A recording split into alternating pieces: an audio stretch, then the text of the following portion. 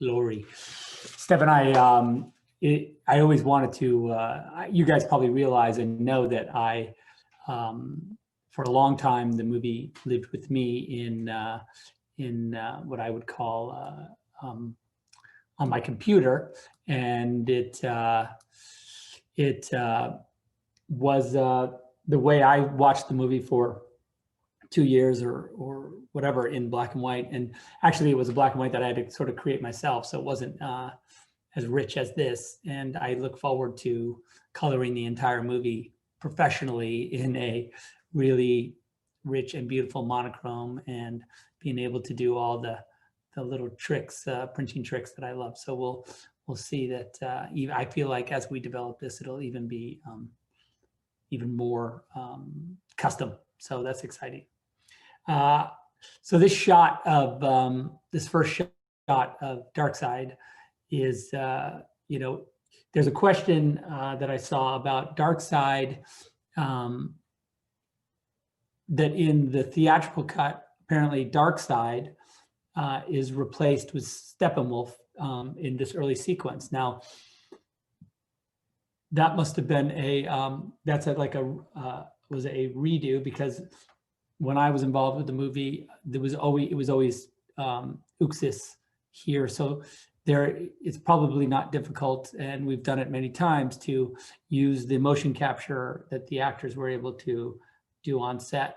I believe in this case that was Rich Citrone, who was Darkseid. Rich also is Ben's double for a lot of the Batman stuff, the crazy fighting. And Rich has been in every one of my movies, that including Guardians of Gaul, where he did some little bit of motion capture for that. Played a owl. So there's a few lifers, and Damon Caro. There's that I would say have made it, in some way or another through every iteration of every movie. So that's fun. And so what they would do is probably in this case, we had Rich on set against the green screen and motion capture suit. He had made a stick, and he dug the earth up because he felt like the anti-life equation was here, and then he had to pound the earth to reveal the anti-life equation, which we in the movie, you see it in a physical form, which is all those patterns of lava that exist on the ground. And so that's how you're able to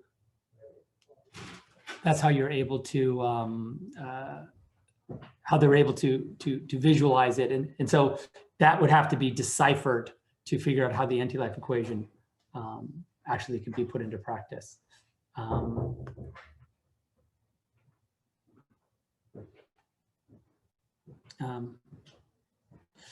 I think that, Uxas at this point in his conquests of Earth,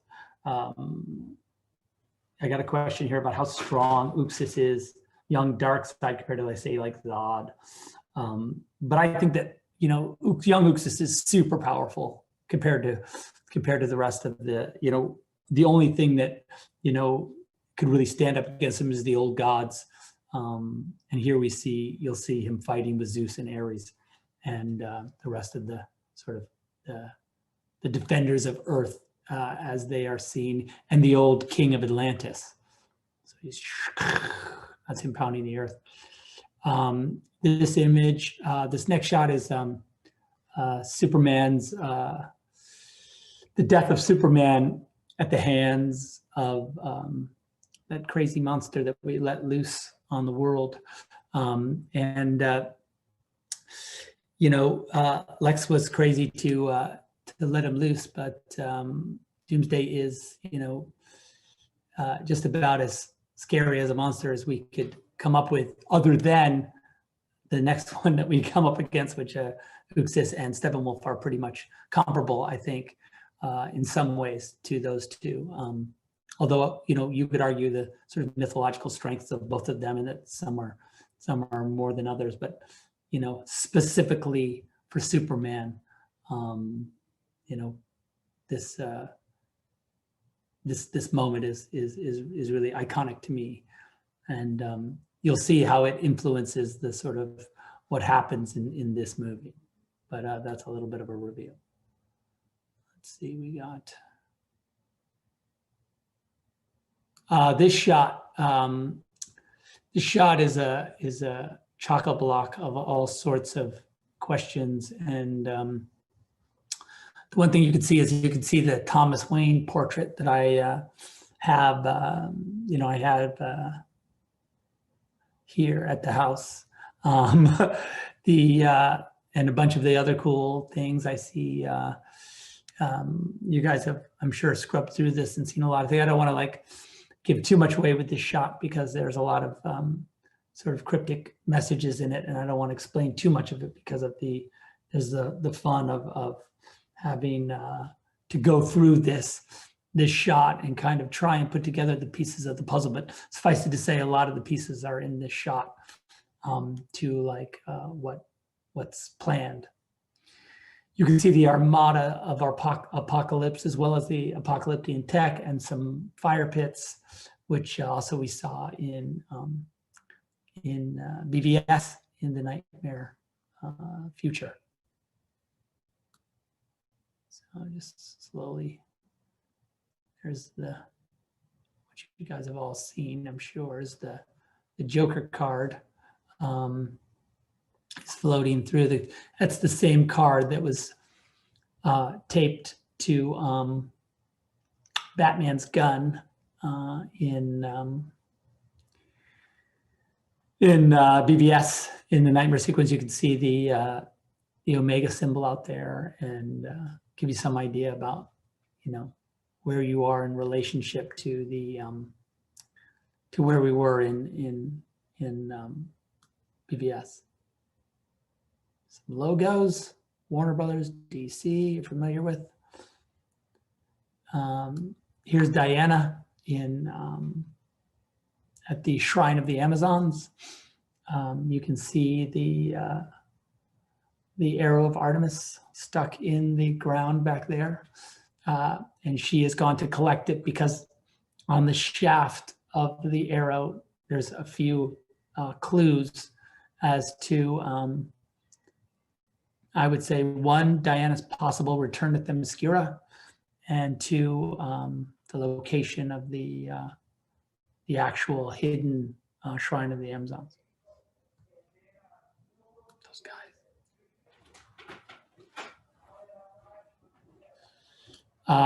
Yeah, and this is her sort of confronting the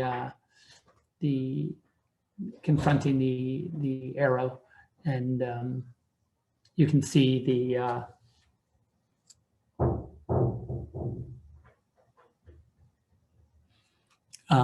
you can see the sort of, she's at this sort of Greek ruins. I really like the shot too because of this kind of wide, low angle with this sort of cool Acropolis looking. There's a question I have here, and that is, did Ares kill the old gods explained in Wonder Woman? I think that's consistent with the mythology that all of this would have taken place before that. That whole fight with Uxus would have taken place before any of this betrayal of by Ares with Zeus. So that's that would be mythologically sort of still within the construct. Here's a shot of during the conversation at the Wayne Aerospace hangar, and I wanted to clear up. A lot of people think that this is the Batcave that they're in here, and it is clearly not the Batcave. Those are windows with light streaming in. I don't know how people would think it was the Batcave. The Batcave is underground, and so it seems odd to me that one would confuse this with the Batcave. Bruce hasn't really, when he first meets these people, I don't think he's going to bring them directly to the Batcave. They still have a little bit of trust and development that needs to happen beside Wayne Aerospace, is where the this sort of defunct part of Wayne Aerospace is where he's been building the Flying Fox because it's too big to build in the Batcave. And so the transport that he developed there was developed for the military probably, and maybe never sold or never got to, the prototype never was able, he was never able to get it working. If you look you can see I think there's a number of them sort of in various states of construction within the sort of Wayne Aerospace hangar that is built out there. So it's a pretty, I'm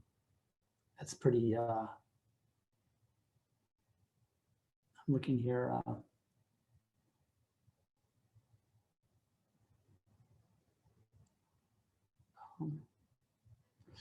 Yeah, and that's this projection of this hologram is being projected, of course, by Cyborg out of his. There's a question here: is Cyborg projecting? Does Cyborg project Superman? And the answer is yes. This hologram projection is coming from Cyborg. But yeah, let's see what else we got here. It's an interesting, and then we have. You can see this is Ben, and this is more another scene in the Wayne Aerospace hangar, and Ben, or AKA Batman, contemplating the rebirth of Superman, and that, what is to be done.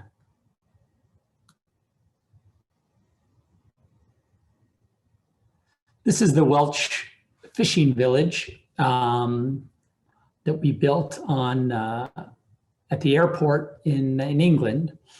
This pier was built out there, and if you look, here in the background, this house, we built all this little village at kind of quarter scale. So these buildings are like kind of miniature buildings that we built in the background to make it look like they were full-size buildings and further away, but they're actually just kind of 1/3 scale buildings. And if you look at this shot, you can sort of see the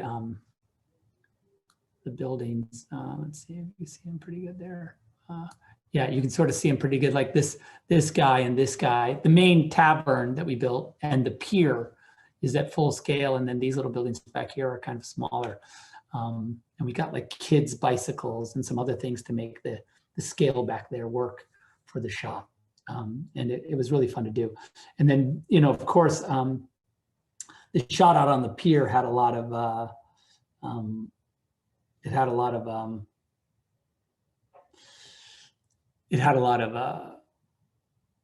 these giant water, sorry, I was looking at the question. We had these giant water tanks that would just blast Jason with these hundreds and hundreds of gallons of water out of these huge cannons to make this effect of him being out in the storm. And then we shot this ultra high speed shots with super slow motion cameras to get him to walk out there, and then Scanline finished the ocean. So it's fun to do that stuff. And Jason's a good sport for standing in there while he's getting pummeled with this giant water cannon. Okay, so here's Vic Stone playing a football game against Wisconsin at GCU. Looks like a winter game. And we shot this on stage in England.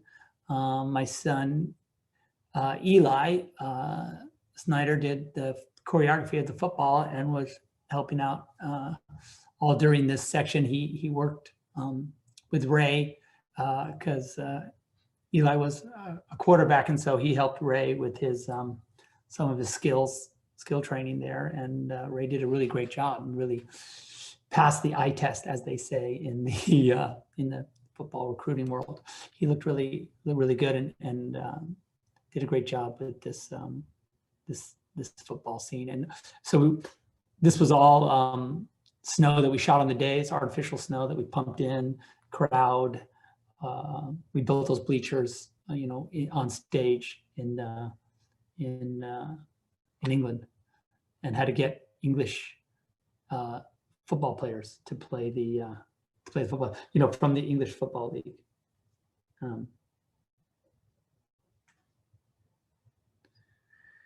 And of course, there's a question, where was Silas during this scene, I think is the question. And of course, Silas is too busy in the lab.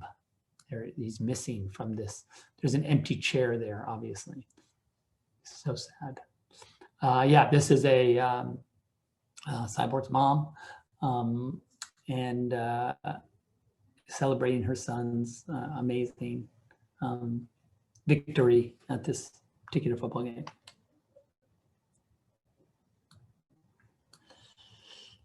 This next little bit is, we see some kids playing football in near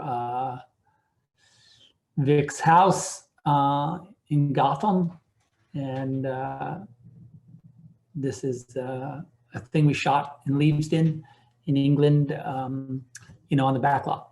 And then literally in this building, right to the side there, that's Vic's apartment.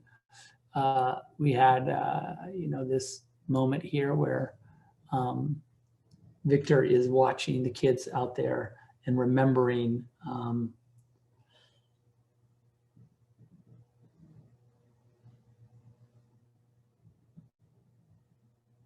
so I have this question that says, I read somewhere that Cyborg roams around with a projection camouflage. Is that true? I don't know. It's cool. I mean, he probably could do that. We don't have him do that in the movie, but he certainly probably could. It's a cool question. Then we see this shot of Vic watching the kids. And, he's there in his Gotham City, sweatsuit, his football suit. And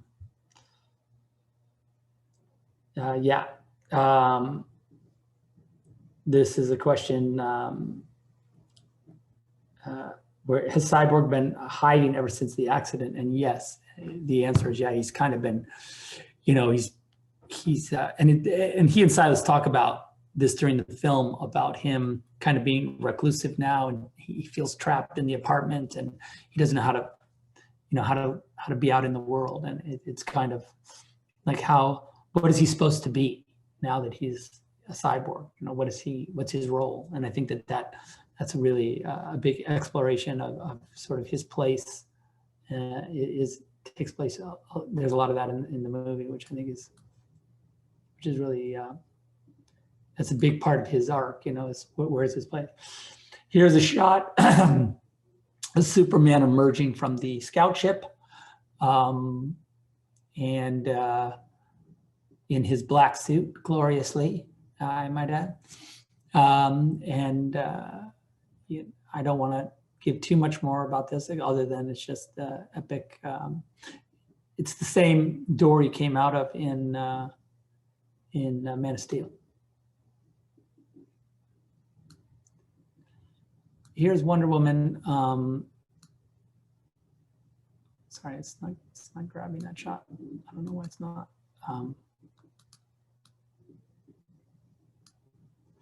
So here's Wonder Woman after a little sequence where she's rescued these kids, and she is one of the girls is she and one of the girls have a little interaction about like can I be like you one day? And of course Wonder Woman answers her with a resounding yes. And that's cool. Hang on, let me just see what I got here. Oh, that's a good question. Question is, how many Kryptonian people are on Earth other than Kal-El? Well, the easy answer is only Kal-El, but there's always that's a kind of an open-ended. I don't know. A lot of people, if you study Man of Steel, and even in this film, there's reference to the open sleeping crush, which is when they walk by it on the scout ship. when they're bringing Superman's body into bring it back to life, there's a sequence where they go, they're kind of walking through that same hallway that Kal-El walked through, when he first came into the scout ship. And there's a moment where he kind of wipes the dust off of one of the sleeping crushes and sees the sort of shriveled Kryptonian inside. Now, next to that crush, there's an open crush that just looks like someone clearly got out of that. And who that is remains a mystery to this day. So we'll see. And there's the amazing Gal Gadot, who one could not want a better Wonder Woman than Gal. Sorry, I can't get it to stay on this shot.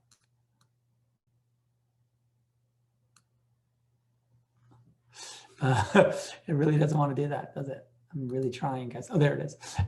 Just amazing. She's just an amazing embodiment of Wonder Woman, and I couldn't be, I couldn't be luckier than to get her to play Wonder Woman. I remember when I, brought Gal in, and when we did our first casting with her, and when I saw her from the very first, I was like, okay, that's her.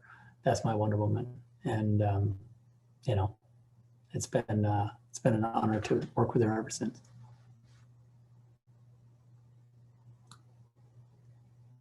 Okay, so here's, this is Barry at in the doggy daycare sequence, we call it. It's because he's applying for a job at this sort of pet store, and this accident happens outside, and this is our first introduction to his use of sort of speed force and his powers and everything like that, and we get a glimpse into. Now, one of the things that I've done in the film, I just never, I didn't like, and I don't like Barry being able to move people. I know a lot of people love that aspect of it. I just don't, and it's fine. And I think it's cool when people do it, but I just don't. I think it goes against physics to be able to have, if you grab someone, and you could say they're protected by the speed force, but that's up to interpretation. But I feel like if you grab someone at the speed he's moving, you could just literally just tear their arm out of its socket, or he's moving so fast it would just literally peel the flesh off of somebody's body. So he's got to be super careful with humans inside of the speed force. So that's a thing that I find that we've really had a fun time playing with. Where are his shoes? I have a question here that says, where are Barry's shoes?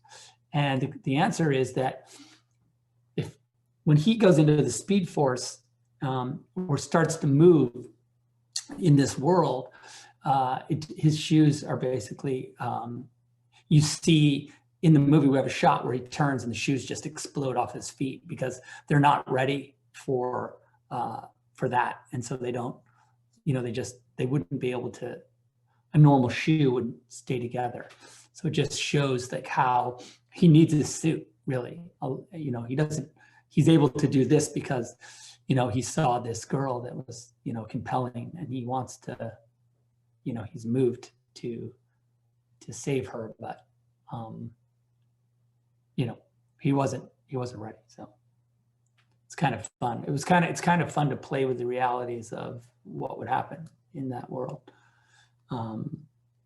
Here's a little cool moment where time comes back on, and it's kind of a fun little beat where we see boom, boom, boom, boom, and Iris clearly doesn't know what happened, but she's taken with this stranger that she's come in contact with. So that's kind of fun.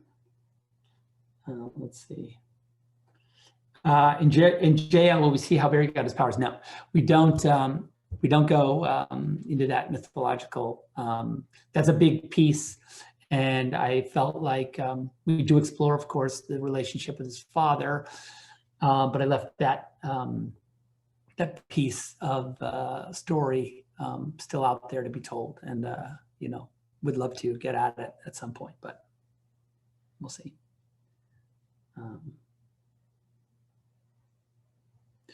Yeah, I think, yeah, are we going to see Barry Allen's struggle in his life is another question from Creepy Soul. Yeah, I think we will. You know, the reality, the truth is that Barry, how he's, like, what is he doing? He wants to, you know, he's trying to get a job in this forensics lab, and, you know, I don't know, like, he, you know, he wants to help vindicate his father or get him out of prison for the, you know, the death of his mother. There's a lot of stuff happening with Barry, and a lot of seeds planted that have yet to, that I'm excited to see more of. So I'm gonna keep going down here. Boom, amazing. Kelsey, this is like, for me, Iris is an amazing, cool. I mean, we don't see her a ton in the movie, but it was fun to have this moment. Crazy cool. Here is Vic digging, just a quick shot of Vic at a graveyard digging. But I'm gonna leave this shot. I'm gonna let you guys, I'll just say we shot it on stage in England. This is the, sorry, I keep having a hard time with my little cursor here.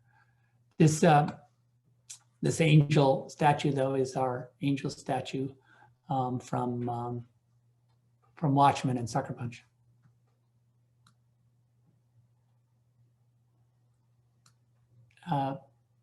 Ben on the Gargoyle. This shot, I always wanted to do this amazing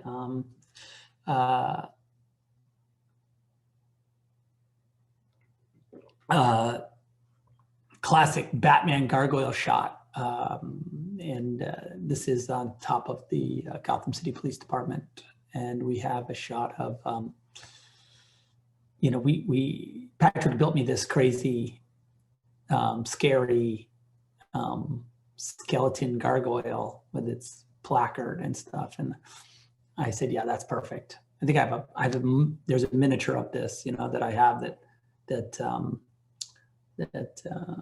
Patrick built me. It's a pretty big sculpture of it. It's, you know, like yo big, and it's pretty amazing. And I really I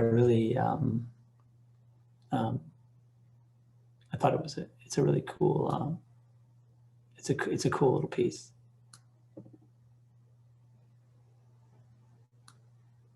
Let's see, it's just cool lightning. I just dig that. Here's you know, this moment between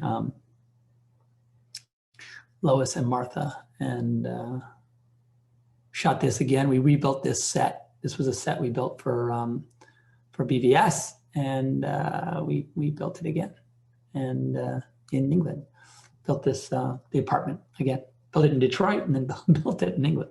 That's always fun, and to see these two amazing actresses, you know, deliver this kind of really beautiful, emotional, you know, just talking about loss and moving on, and how to live in a world without, you know, the person you love most. It really became really poignant for me in the making. You know, as I looked back on this movie in retrospect, with all the things that have happened, you know, all the sort of water that's gone under the bridge, this scene in particular, you know, really strikes me as beautiful. And Amy is really delivers like this beautiful and poignant moment. And Diane's amazing, of course. It's really fun. They're really great to work with.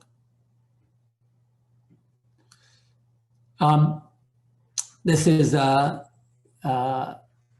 Valko, who kind of is the, you know, clearly Arthur and Valko have a relationship. I feel like Valko is sort of the custodian of Arthur's mother's trident, and that from time to time, Arthur has used it, trained with it, but Valko holds it for him. And the shot from BVS would have been one of those moments where he had it. But the armor is a thing that he only in this movie does he decide to don in this, you know.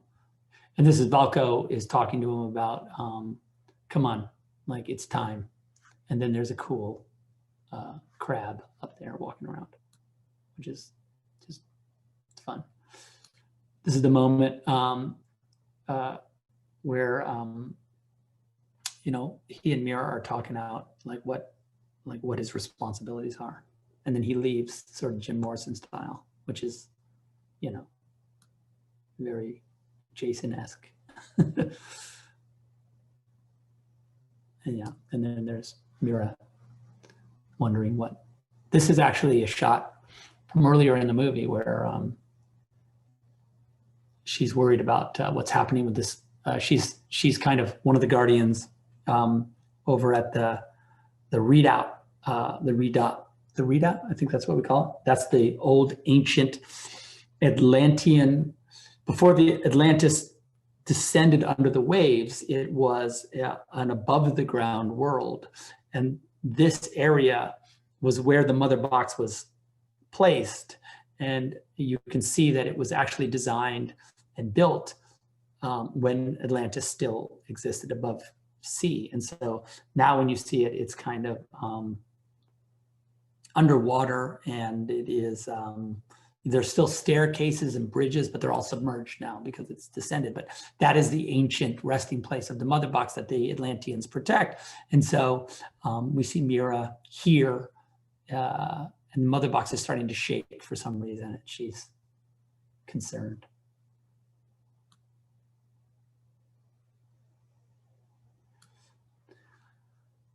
Here's Uxas. He's summoned to the mother box. He's revealed the anti-life equation. He's creating the unity. He's pretty much, this world is in the bag, I think, in his mind. And he is, he's just getting ready to sort of take control of not only this world, but of probably the ultimate weapon in the universe. And he is, but he doesn't realize that he's about to face off against these very determined protectors of Earth. And, you know, and they're pretty tough, and they do offer him quite a surprise. But those are the priests of the mother box back there. They kind of, and then that's part of the armada. You can sort of see the motherships up high, and these are all the drop ships. Really had fun designing and sort of creating this world. I really like this sort of crazy sci-fi Lord of the Rings world that designing it was really fun. And I really loved, just the details of how we put this together. And you'll see a lot more of it in the movie.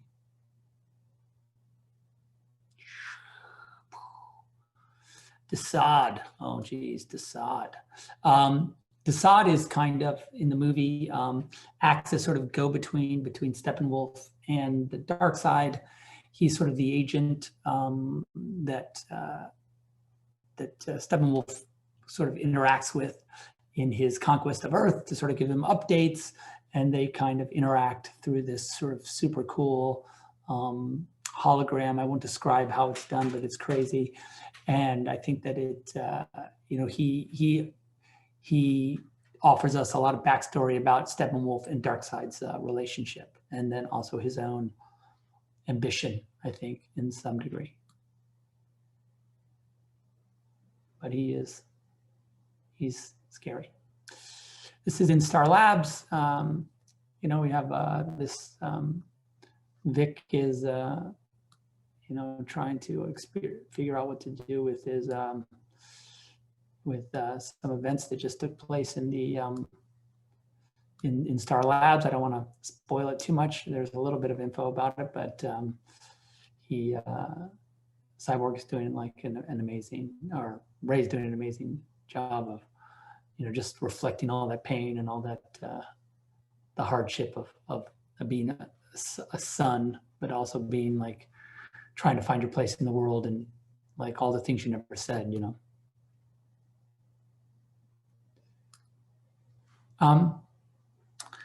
This is an image of the newly born Superman, obviously. And I drew this, remember when I drew this shot, it's very specific, teeny figure in the sky. I always loved this idea of this, these images of Superman that I've made over the course of these 3 movies, and sort of putting him up in the sky for us, because it is that combo of him being in the sky and also sort of being among us. And I think that it's fun. Here's a question about the air bubble. Why the air bubbles? Well, to my way of thinking, and this differs from Aquaman in some degree, and we had always planned this, and then in Aquaman, they chose a slightly different tact, and I'm 100% fine with it. But in the Justice League version of Atlantis, the Atlanteans, when they speak English, it's not, they can't push water across their vocal cords and make words. So they have sort of a different language. And that's kind of what you're going to see in the movie. So that's why the air bubbles.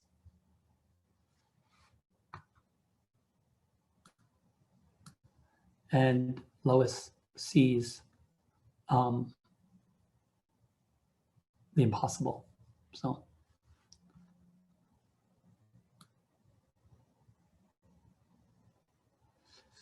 Silas committing a selfless act, in the end, he is the, he knows what he has to do to mark the mother box. So again, I don't want to give it all away, but you'll see he's got a plan. And there's some spiky dude behind Pick there, and that he's distracted. Rich Citrone again playing Steppenwolf, and all of our monsters are played by Rich, and he's really good at it. And then you have this shot, which is slightly Dr. Manhattan-esque shot, and so fun to do. Here's a shot of the Batmobile in Perjarnov firing its miniguns. And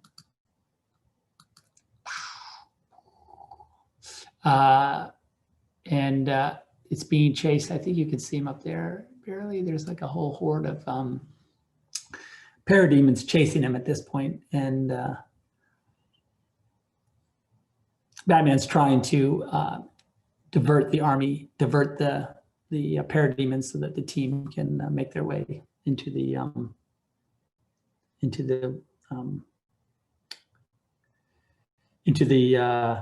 reactor. Let me just see. Does Silas regret creating Cyborg? I don't think he does. In my opinion, I think that he wanted to save his son. Yeah, on one hand, he didn't know what the mother boxes were going to do, what the mother box technology was capable of. And frankly, I don't think we still know what Cyborg's powers are.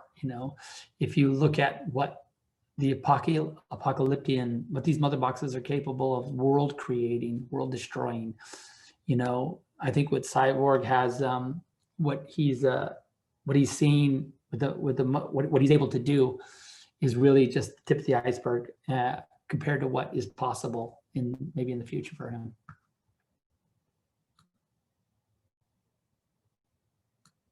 Some parademons getting wrecked by the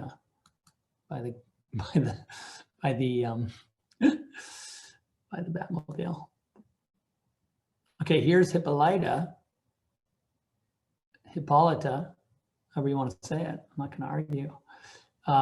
In the battle to get out of the penetralium, and she does this cool move where like the parademon almost got her, but I feel like she's got her sword and something's going to happen to that dude. But she's run up the wall and she's coming down. So parademons are, you know, they're not super smart. I don't mean to be rude, but they just seem, you know. So here is the landing of Steppenwolf. This is this was the original design of Steppenwolf, as you've seen in BBS. There were discussions and a lot of back and forth about the new design and the creation of this new design. I think the initial thought was that he was a little too scary and a little too alien and a little too, you know, intense. You know, I personally thought he was awesome and that he represented like a real threat and does represent a real threat to not just the Justice League, but to the entire planet. And he's the conquest of Earth, you know, we learned is just like not, he's done this so many times that this is like nothing to him. So, you know, I just think, I think he looks amazing. And, you know, the team has done a really great job in just making him real. And frankly, the fights he has, like with Wonder Woman and with Jason, and then the team at the end of the movie, really, really fun to do because he's really, Rich did a lot, his motion capture, you know, Rich is an amazing athlete and a great fighter and we really created some great moments with him battling the team. So that was fun to do. Yeah, and here they are getting ready to square off for the first time with Steppenwolf, you know, and these three are going to work together to really like, and they have to almost work as a team because he's that powerful, and he's got that electro axe, and he's really, you know, going nuts, and so it's fun. Hang on, let's see.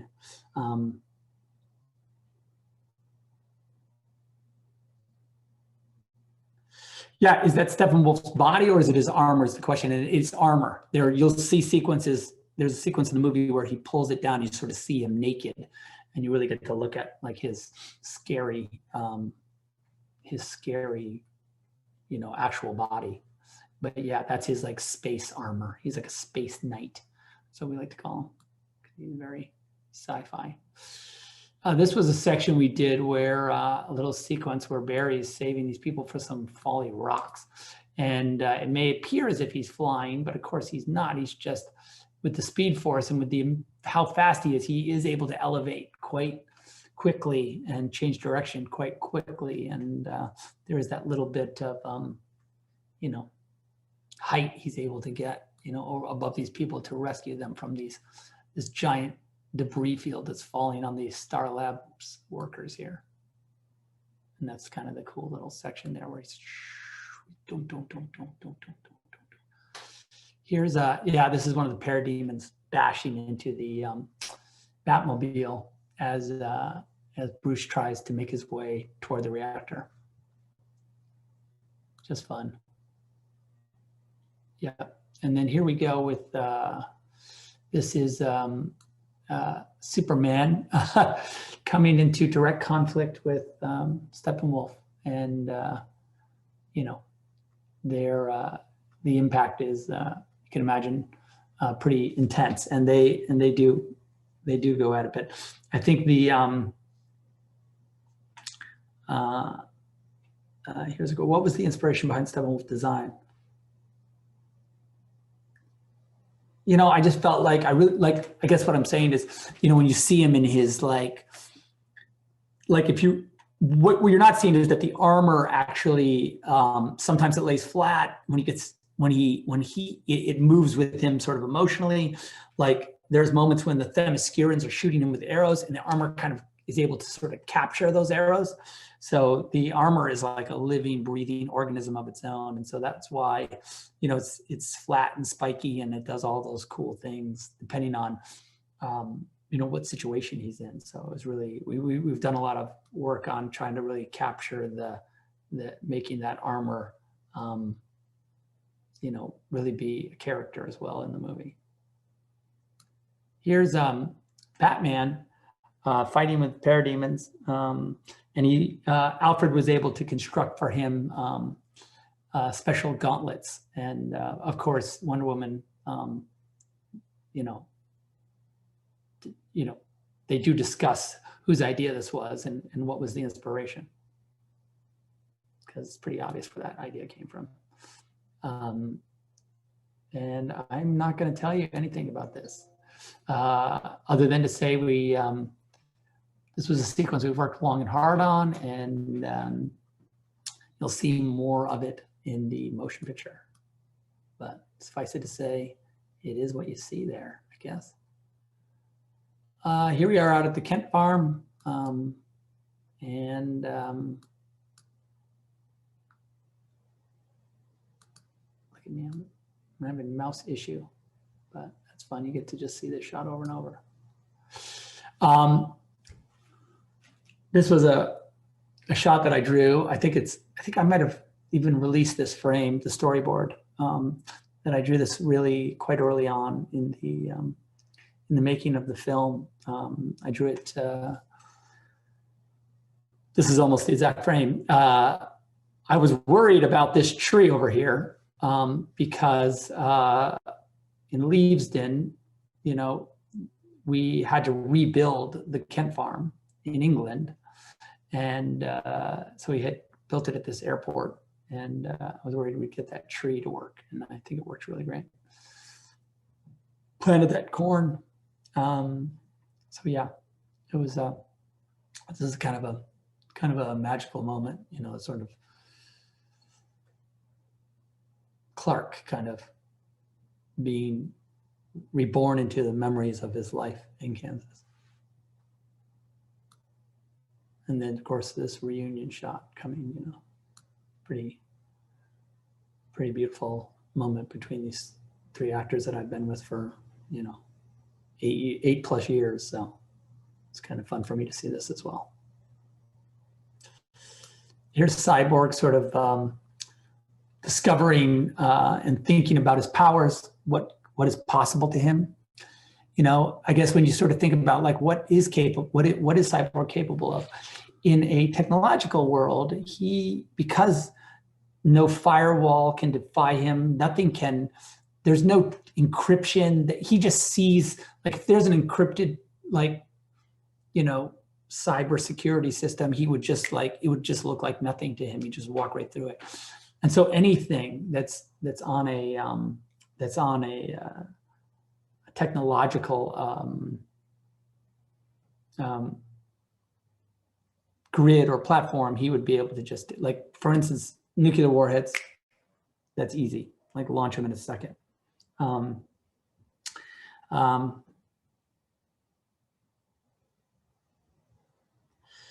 There's a question here, how many times did they have to rebuild the Kent farm in Plano? I think we built it twice in Plano, Illinois, or maybe, I thought we kept it between, but I might be wrong about this, between BBS or between Man of Steel and BBS. I thought we kept it up between those two movies, but I can't remember exactly.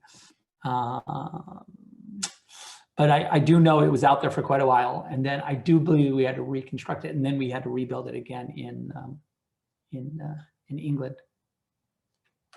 So here's the old Atlantean king using the golden trident to sort of a little display of its power, and this is during the Defenders of Earth fighting with the parademons and Uxus. And actually the Atlantean king does play a role in the, so we sort of get to see like what powers like how the defenders of Earth could work together and may have to work together in the future to deflect a an alien invasion. Here is Cyborg saving a police officer at Heroes Park.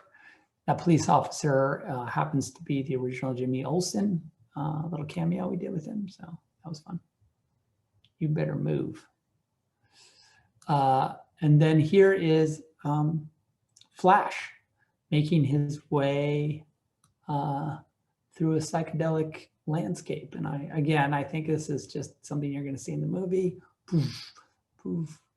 And then here is the Justice League on the edge of the reactor in Prozharnov, and sort of the team as they should and will be. Kind of, to me, this is like a very quintessential Justice League moment, and it I love shooting it. I think I put up a still that I shot with my Leica of them just against green screen, and it's really fun to sort of shoot this shot because you got to sort of put them all together in what the dream was. I think that's fun. I'm just looking here at these.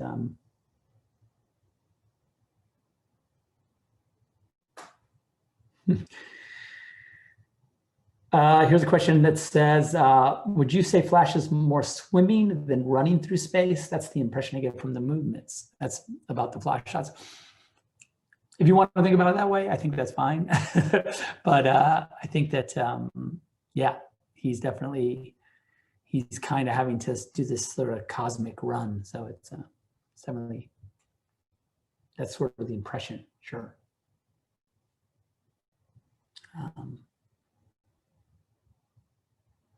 Let's see if there's any more questions here. No, I'm going to just continue here to the next one. And this is, if you notice in this shot, maybe you don't see it in the shot yet, but this is the flying fox, rising up to meet them. I was like, the vehicle sort of integration, it's very sort of iconic when you combine the sort of the entirety of sort of Justice League and their vehicle and what they're capable of and all that, and the sun rising, and it's just fun to do. And also Cyborg is piloting the ship because that's one of the things he can do. What's this say? Yeah, the bat suit that we did for the third battle of this movie was, he knew that just like he was kind of doing the, trying to build the Flying Fox and all of the stuff that he was working on, clearly he was trying to work on some armor. He knew he'd be facing off against things he had never probably faced off against before. And I think that kind of is the idea behind some of the upgrades he did to his bat suit for this battle. But I think in future battles, I would have him probably go back to his BBS suit because that's my favorite suit for him. And it's the one, basically, frankly, that's the one you see him in the future in, because I think this one gets destroyed. I don't know how, but,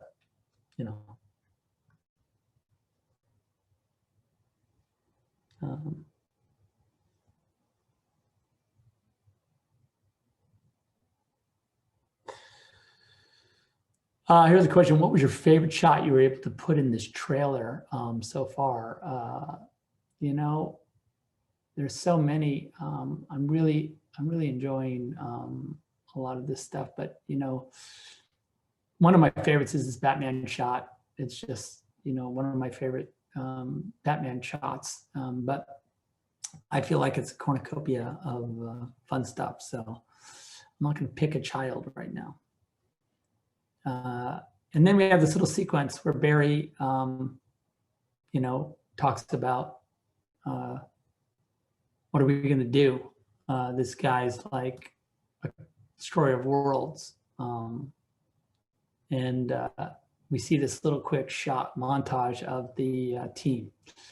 Cyborg, this is again in the Wayne Aerospace hangar. You can see the windows up there. You can see the, then Batman, Bruce Wayne, Ben is telling us what we're going to, that he has confidence. Here's Jason again with this, you know, sunlight streaming in behind him. And then Wonder Woman as well in this little, you know, this is in their, in the scene where they kind of come together for the first time, and they're kind of trying to figure out how they're going to go forward. What is the mother box? What is it used for? Why do they want it? You know, frankly, are they a team?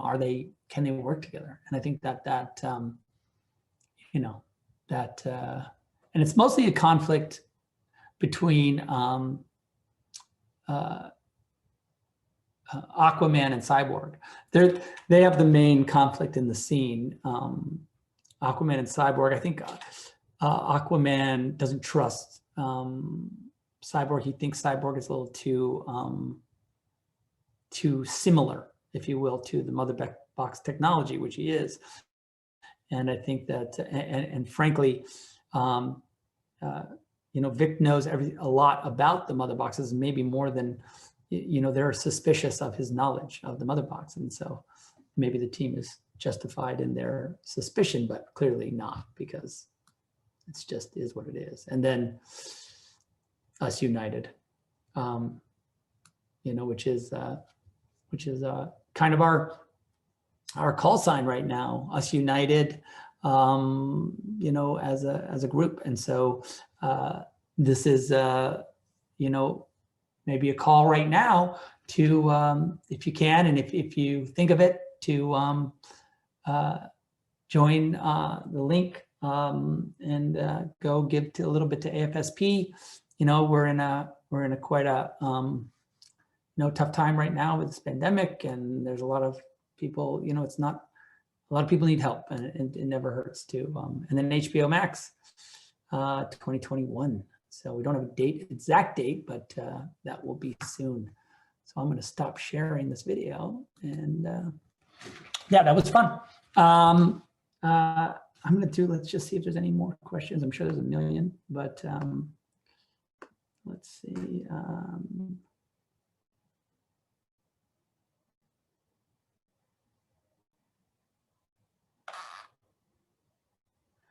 Here's another, is there a hangar in the Batcave? There's not a hangar in the Batcave. I think I was pretty clear about that. The idea is that, and you'll see it, and there's a big shot of it in the movie where you see that Wayne Aerospace is right on the harbor, and that it's a big giant facility that's kind of defunct, and that's where Bruce is working, and that's where Wonder Woman comes and meets him. Later on, they go to the Batcave once Bruce feels more comfortable with the team. But yeah, that's so there's no real hangar in the Batcave. It's kind of the Batcave is kind of what you've seen in BVS. That's the sort of limits of it. There's an armory where the Robin costume is. That's kind of over on the right, and then there's the sort of lab control area that's kind of the elevated sort of concrete structure that's above.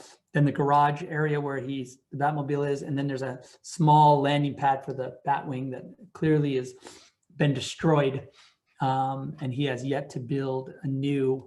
I think he's working on a new vehicle for what I think he believes is the real coming war. So we'll see. Hang on, there's one more here.